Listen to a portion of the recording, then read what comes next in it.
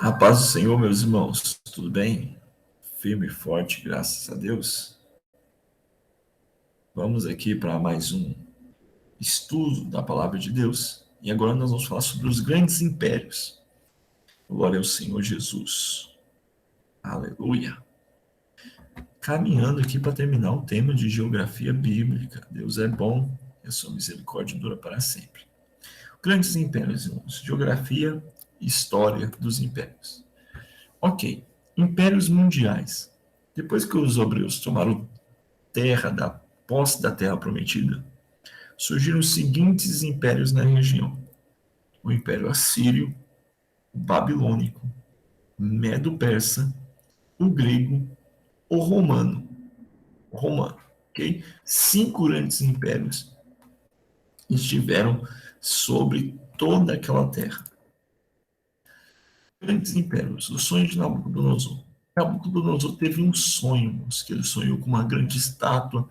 Essa estátua tinha cabeça de ouro, braços de bronze, ventre de cobre, pernas de ferro, dedos de ferro e barro. E ele não sabia qual era o sonho e desejava a interpretação do mesmo. Daniel teve a visão dos animais, o leão que voava, o urso, o leopardo de 4 cabeças e a besta, o dragão, que fala sobre os impérios também. E qual que é a relação? A cabeça de ouro, irmãos, e o leão de asas é o Império Babilônico, que foi glorioso em toda a sua essência e glória. O rei mais conhecido foi Nabucodonosor. Babilônia foi uma capital de grande esplendor. Até hoje, um dos paraísos, uma das 7 maravilhas do mundo antigo é os jardins suspensos da Babilônia, que o rei Nabucodonosor fez em homenagem a uma das suas mulheres. Conquistaram o Império Assírio também o Reino Sul, Jerusalém, levaram cativos reis, príncipes, sacerdotes, levitas, nobres e ricos, inclusive Daniel e Ezequiel. Tempo de Daniel, Ezequiel e parte do final de Jeremias. 70 anos durou o cativeiro profetizado por Jeremias. Benefícios: purificação da idolatria, caiu a ficha, derrota, desobediência. Os babilônicos aprenderam, os israelitas aprenderam que idolatria causava destruição. O que nós temos? Advento das sinagogas, começaram a reconhecer locais de adoração e estudos da palavra de Deus, que antigamente era só a questão do templo. A percepção da onipresença, onisciência de Deus fora de Jerusalém começou a se enraizar na mente dos filhos de Israel e o interesse pelas escrituras sagradas, pelas profecias messiânicas. Por quê? Jeremias profetizou, deu certo. Os profetas profetizaram, deu certo. Então, o que está escrito na escritura vai dar certo também. E vamos lá. Mas, ao fim daqueles dias, eu, Nabucodonosor, levantei os olhos ao céu, tornei-me a ver o entendimento, e bendisse o Altíssimo, e louvei e glorifiquei ao que vive para sempre, cujo domínio é sempre eterno, e cujo reino é de geração em geração. Todos os moradores da terra são por ele reputados como nada, e vivendo sua vontade, ele opera com os exércitos do céu e os moradores da terra, e não há quem possa deter a mão. Quem lhe disser, que fazes? Aqui é a oração de reconhecimento de Nabucodonosor diante da grandeza de Deus. Passou Nabucodonosor, veio Nabonido, Belsazar, e o reino é vencido pelos Medo-Persas, que representam os braços de bronze. Quem foram os reis? Nós temos o rei Sírio, Dário e Assuero, que é o casado com Esther. Após 70 anos de cativeiro, os reis Sírios e Dário permitiram o retorno de Israel, de milhares de judeus, a Jerusalém, liderados, entre outros, por Zorobabel, governador geral, segue a genealogia de Cristo, Esdras, sacerdote, e Neemias, governador. O tempo de reconstrução do templo e dos muros da cidade. Benefícios: Sacrifícios e festas são feitos com mais entendimento e ardor. E aqui nós temos a festa da sorte, do Pur, no meio disso, instituída pelos judeus. Dispersão dos judeus por outras nações, com mais sinagoga, expansão da doutrina do Deus único, e nós temos profetas pós-exílicos. Exílio, Asgeu, Zacarias e Malaquias. Terceiro reino, o reino grego, tronco de bronze, leopardo com asas. Olá. Ok? E aqui, com Alexandre o Grande, passamos o silêncio profético de Deus. Quando a gente estuda, irmãos, quando a gente estudou aquele parte de alternância do Velho para o Novo Testamento, nós nos pegamos aqui. Benefícios: uma língua popular em todo o Império, o grego, uma cultura universal, facilitando a expansão do Evangelho. Aqui nós vemos Alexandre o Grande facilitou demais, que ele queria que todo mundo conhecesse a filosofia grega. Ele acreditava que assim os bárbaros deixariam de ser bárbaros e seriam facilmente dominados. E isso criou o grego koiné, o grego de rua, que todo mundo conseguia falar. O próximo reino, pernas de ferro, animais terríveis com 10 chifres. O Império Romano, que é o dragão. Nós temos vários imperadores. Júlio César foi imperador e Pilatos governador. Plenitude dos tempos com a chegada de Jesus Salvador. Roma dividia o seu território em duas províncias. O território dividiu-se em grande, do Ocidente com Roma e do Oriente Constantinopla, foi construída por Constantino na Turquia. Benefícios: construções de excelente estrada, proteção militar e paz no território, liberdade de comércio, transporte e locomoção. E aqui nós temos a vantagem que ajudou muito a expansão do evangelho, por causa que os mares foram pacificados de pirata. Júlio César matou vários piratas para deixar fácil a navegação. Temos o Coliseu Romano, para lugares. Na época, as pessoas dizem que o Coliseu era uma obra de engenharia tão maravilhosa, tirando a parte que os cristãos eram destruídos lá, que eles conseguiam alagar o Coliseu e fazer batalhas marítimas lá dentro. Então eles conseguiam encher o Coliseu de água até uma certa altura e as pessoas de barco batalhavam para o povo ver, o público ver. Aqui está a ideia do Império Romano. E aqui, irmãos, só um comentário, quando você interpreta a Bíblia historicamente somente, faz sentido de falar de besta de terra e mar.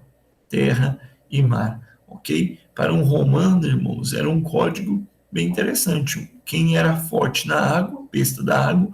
Quem era forte na terra, besta da terra. Para nós, irmãos, acreditamos que a besta do mar é o anticristo e a besta da terra é o falso profeta da terra prometida, nossa terra aqui, ó, Israel, mais ou menos aqui. Ok, cristianismo no Império Romano, cumprimento dos planos de Deus. Nova diáspora, agora cristã por causa da perseguição, cada um sai pregando o evangelho devido à existência de... Vamos lá. As sinagogas estavam construídas, então tinha lugar para os crentes falar. Todos acreditavam no único Deus, então fica fácil de falar das profecias desse único Deus. Uma linguagem em todo o império, então não tinha problema com o idioma. As estradas eram boas e pacíficas e havia liberdade de locomoção, havia carroça, havia carro, havia cavalo, havia navegação. Tudo preparado para a pregação do evangelho. Ó, o apóstolo Paulo pregando aí. Império Romano, ao final, estava dividido em 10 partes. Olá. Ok, irmãos? Como ficou dividido? Essa divisão, irmãos, é uma divisão, assim, histórica. Mas também é a divisão profética. Que o anticristo vai governar todo mundo em 10 grandes regiões. Mas vamos lá. Os saxões, que virou os ingleses, os francos, que virou os franceses, o alarmanos ou germanos, que que surgiu os alemães, os visigodos, que surgiram a Espanha, os suevos, que originou a nação portuguesa, os lombardos, que a Itália, os búrbios, as suíças, os erugos, que desapareceram, os vândalos, que também desapareceram, e os trogodosos, que também desapareceram ao Império Mundial. Irmãos, o que ocorre? A profecia diz, de Daniel, que os pés seriam destruídos pela rocha, e essa rocha seria um monte muito grande. Você não precisa se esforçar muito em escatologia para entender que essa rocha é Cristo. Então, esse sistema mundano aqui, só será destruído com a vinda do nosso Senhor Jesus Cristo, com poder e glória, depois de nos arrebatar. Então, vamos lá. Ok? Último pé. Quase 2000 anos, tendo o evangelho sendo pregado em todas as nações, duas coisas importantes acontecem. O nascimento de Israel, que é o barro, e o nascimento do Império Romano, que é uma Europa única. Irmãos, aqui a gente não diz que a Europa é o ferro, tá? Somente. Essa aqui é a interpretação, mas o que ocorre? Tem que observar, irmãos, que a nascimento do Império Romano, da União Europeia, em 1960, 57, foi um alarde muito grande, porque ali nós vimos os países trabalhando em blocos. Hoje nós temos União Europeia, nós temos Mercosul, nós temos o AFTA, nós temos a OTAN, nós temos vários grupos de países se formando. Temos hoje, irmãos, por causa da pandemia, o poder da OMS que governou o mundo inteiro com suas decisões. O anticristo vai governar sobre esse sistema, em que Israel estará forte e o mundo estará em grandes conglomerados de nações. O renascimento. Aqui tem uma foto da Europa se tornando a União Europeia, que é um indício do palco para o anticristo. O nascimento do Império Oriental, Bulgária, Grécia e Cipros se anexando ao Império, à União Europeia. Ok, aqui é a região de Israel. Europa e Israel unida, a região de coisa. O último império do anticristo. O cenário está pronto para a manifestação do falso profeta e do anticristo. Irmãos, nós estamos em 2021. Eu não sei quando você vai ver esse vídeo, em que momento da sua vida você vai ver ele. Mas a pandemia, irmãos, mostrou para nós que está tudo pronto para o anticristo governar. Nós somos regidos por pessoas que não votamos. Ninguém nunca votou na OMS.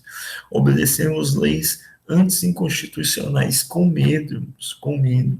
Imagina quando vai ser, quando a igreja for retirada daqui, o medo, a explicação que eles vão dar para o sumiço, vai alarmar e as pessoas serão subservientes a um líder mundial. O ecumenismo religioso é uma marca do anticristo. A globalização é uma marca, palco preparado para o anticristo. Multiplicação da ciência e tecnologia, como disse Daniel, que seria nos fins dos tempos. Instabilidade política, climas de guerra, instabilidade econômica, exércitos poderosos entre os blocos. E o que vai acontecer, irmãos? Quando tudo isso estiver a ponto de culminar, arrebatamento da igreja. A igreja é arrebatada. Pessoas vão se converter após o arrebatamento, porque o Espírito Santo permanece em todo lugar. Vai ficar manifesto que sem Deus não há paz e justiça e começa a grande tribulação. Quanto ao que viste os pés e dos artelhos, em parte barro do oleiro e em parte ferro, será esse um reino dividido. Contudo, haverá nele alguma coisa de firmeza, pois viste que é misturado com ferro.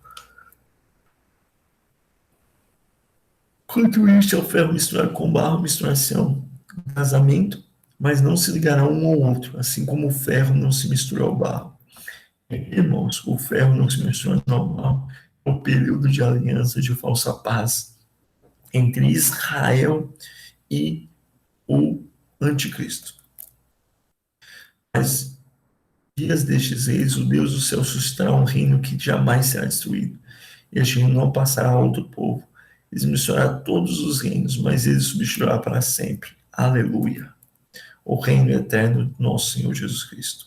Aqui nós tivemos um vídeo, irmãos, um pouquinho de geografia misturado com escatologia. Que Deus em Cristo abençoe os irmãos ricamente.